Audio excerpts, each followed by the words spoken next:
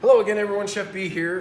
Today I'm going to be showing you how to prep different pie crusts. So I have three common types right here. So this of course is a flaky or mealy pie dough. So that's just a traditional pie dough. Right here I have a short crust, which is a cookie crust.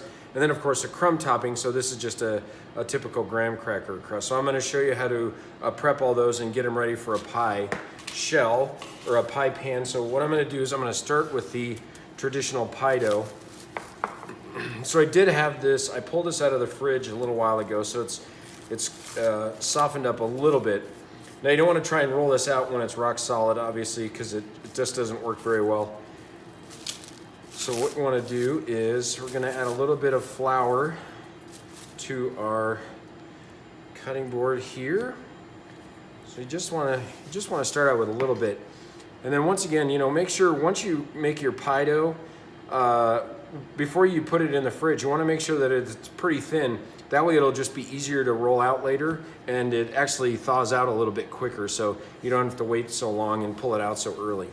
So obviously you want to make sure that it's a circle too, because that actually helps. Okay, so when you're rolling, just want to make sure you're doing it even back and forth, and you want just go a little bit at a time. I think a lot of people try and rush it, and they try and go too thin too quick, and that's when it cracks and gets all weird shape. So another thing you want to make sure is that you have enough flour, because you want your dough to move nice and easy on whatever surface you're rolling it on. And then help it too. Get your hand on there and make sure that it stays round, and that way it'll help ensure that it's going to end up being round when you're finished. So once again, just a little bit more. And I just kind of roll it out, turn it 90 degrees. So you'll notice here it's cracking a little bit. So usually what I do is I just kind of pinch that together, and then I just kind of press it down a little all the way around, and that kind of helps keep the dough from cracking on the edges, especially if it's really cold. So I just kind of tapered and rounded the edges down a little bit. All right, here we go. We're gonna roll this out a little more. And then what you're gonna do is you're gonna eventually put your pie pan up here and see if you have the right size. So I just got a little more flour here. I got another little crack, so we're just gonna pinch him together. So I'm thinking we're looking pretty good. Turn this guy a little bit more here. I think maybe one more time. You want about 1/8 of an inch or so. You don't want it too thin, and you also don't want it too thick, because when you're eating and biting into a pie, you don't want to bite into a big chunk of crust, because that's not very pleasurable either. All right, and then once I get to about this size, then I just start from the middle and I just continuously roll out to the outer perimeter of the circle. And then we're going to take our pie tin, we're going to put them on there, and what you want is you want about 1 inch, you want an inch overhang, because that kind of helps make sure that it's going to tuck into the sides of the pie pan pretty well. So it's not necessary, but I do put a little bit of coating in there just so it releases easy. Now you can fold it up into quarters, I've seen people do that, but what I like to do, I just like to roll it onto the actual rolling pin, hold it, put the pie pan there, and voila. So I think that works a lot easier. And then all you're gonna do, remember, you don't wanna pull it, you're just gonna pick it up and kind of let it fall down into the pie pan, because you don't wanna stretch it, because you're gonna develop a little more gluten, it's gonna be tough, plus it's gonna make it really, really thin. All right, so once you're there, then you can just put another pie pan on top. So I'm gonna use this is gonna end up being a double crust pie. So what I'm gonna do is I'm gonna flip it around here, and then I'm gonna just take the back of my knife, and I'm just using the dull side. So I'm just scraping it down all the way around. And this works too, you don't have to necessarily put another pie shell or a pie pan on top. Okay, save your scraps. And then you will have your leftover pie shell that's ready to go to be filled with, fruit or whatever, and then this one you would use to put a top over. Okay, so that's why you want it nice and even with the end. All right, so we're gonna move those out of the way. Now we're gonna switch to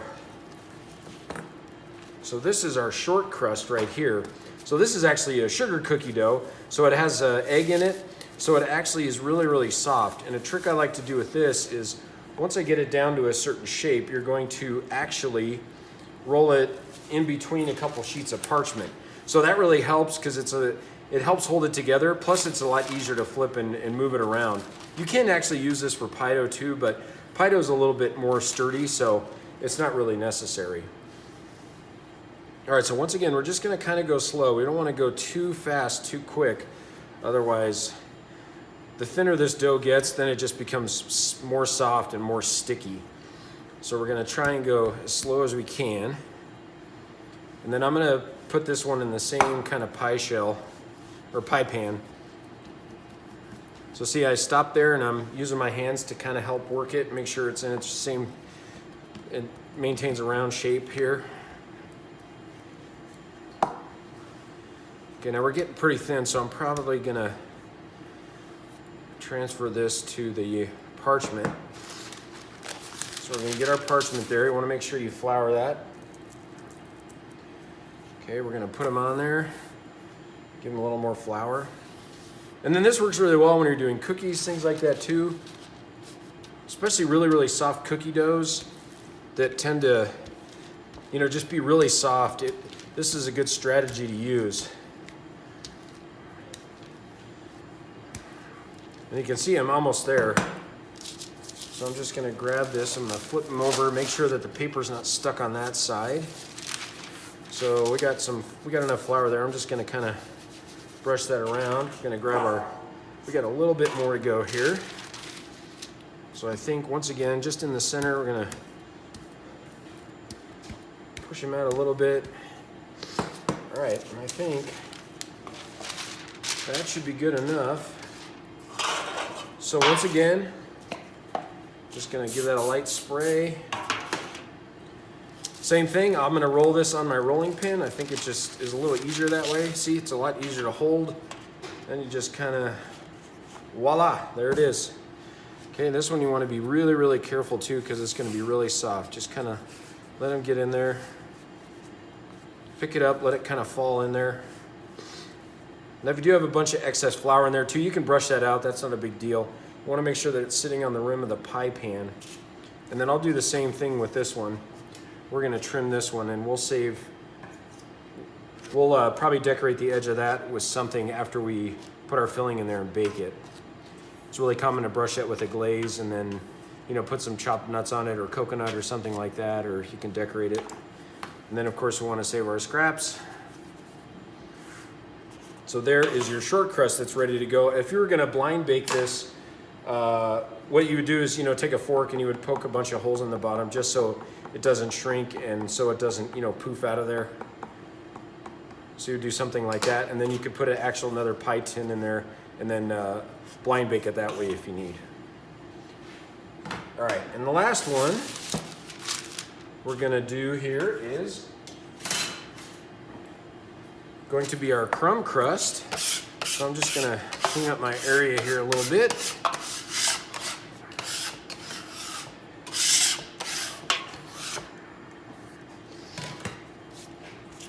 All right, so this one, this is, like I said, just graham cracker sugar and a little butter.